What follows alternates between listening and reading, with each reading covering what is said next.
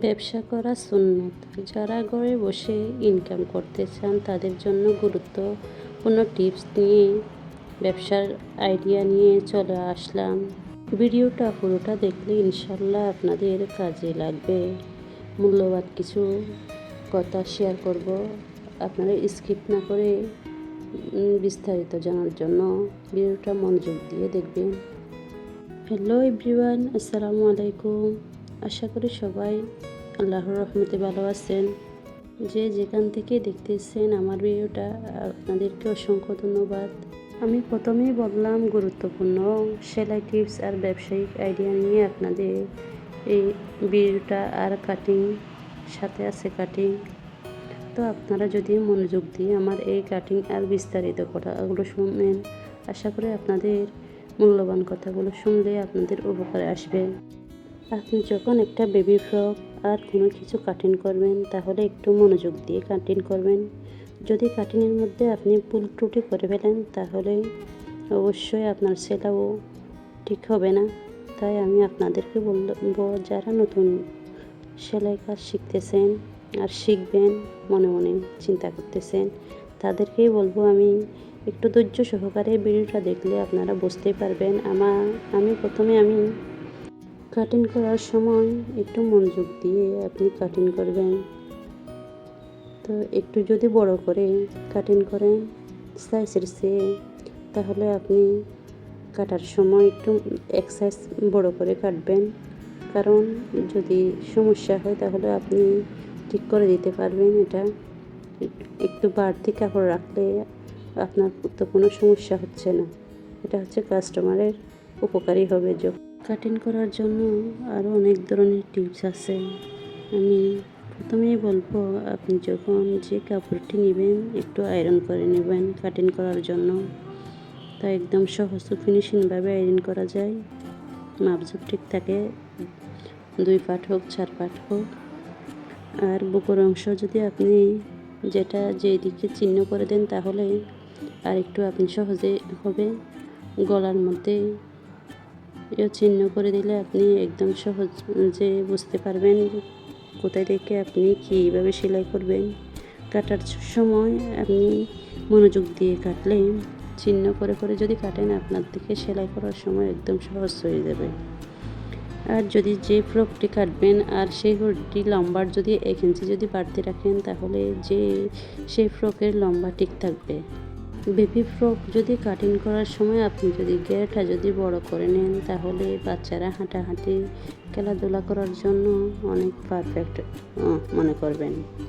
তো আমি এখন বলবো সেলাইয়ের কিছু টিপস দিই।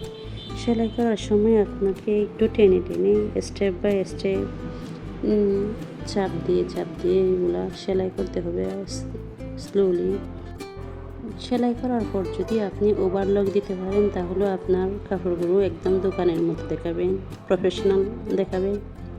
তো সেলাই 3 নাম্বার টিপসটা হচ্ছে, বাচ্চাদের জন্য সব সেলাই আরামদায়ক হওয়া জরুরি। দাঁড়ে খুব দাঁড়ালো বা শক্তি সেলাই যেন না থাকে। 4 নাম্বার হচ্ছে ফ্রক হালকা রাখুন। বেবি ফ্রকে গুলা ড্রেস যাতে ভারী না হয়। অনেক রকম তো লেস কাজ যে ভারী হয়ে যায়, এগুলা বাচ্চারা কমফোর্টেবল ফিল করে না। আমি 5 নম্বরে বলবো, ডিজাইন অতিরিক্ত ভারী কিছু দেবেন না, যেমন বড় বড় বোতাম, ভারী লেস। এগুলো বাচ্চাদের বিরক্তকর, কারণ ওরা ভারী হলে পড়তে চায় না। হজরত মুহাম্মদ সাল্লাল্লাহু আলাইহি ওয়াসাল্লাম এর স্ত্রী খাদিজা আলাইহিস সালাম, উনি কিন্তু একজন ব্যবসায়ী ছিলেন। মনে রাখবেন, আমরা ঘরের মধ্যে থেকে অনেক কিছু করার চেষ্টা করলে ইনশাল্লাহ একদিন সফল হতে পারবো। তাই আমি আপনাদের একটা বলবো, আপনি কাজ জানেন কিন্তু আগ্রহ আছে, কোথায় থেকে শুরু করবেন তা আপনি বুঝতেই পারতেছেন না। আপনি ছোট্ট থেকে শুরু করেন। আপনি সেলাই কাজ জানেন, ওটা থেকে শুরু করুন। যেমন আপনি 5টা বেবি ফ্রক করলেন, ওটা হাতের কাজ করলেন, ভালো সুন্দর সুন্দর ডিজাইন করে আপনি ফ্রকগুলা করলেন। তখন আপনি আপনাদের আশেপাশে সবাই একে দেখাবেন, আত্মীয় স্বজনকে দেখাবেন, পোস্ট দিবেন ভিডিওগুলা ফেসবুক, ইউটিউব, টুইটার, টিকটক, এগুলো সব অনলাইন প্ল্যাটফর্মে আপনি পোস্ট দেন, আস্তে আস্তে আপনাদের রিভিউ বাড়বে। আপনার ধৈর্য আর প্রচেষ্টা থাকলে ইনশাল্লাহ আপনার থেকে সেল হবে, অফলাইনেও সেল হবে। আপনি সবাইকে বলতে হবে আপনার এগুলো আছে, আপনার প্রোডাক্টগুলো আছে। যেরকম আমি নিজেই করি, ইনশাল্লাহ আমার সেল হয়। ধৈর্য থাকলে একদিন না একদিন সফল হব।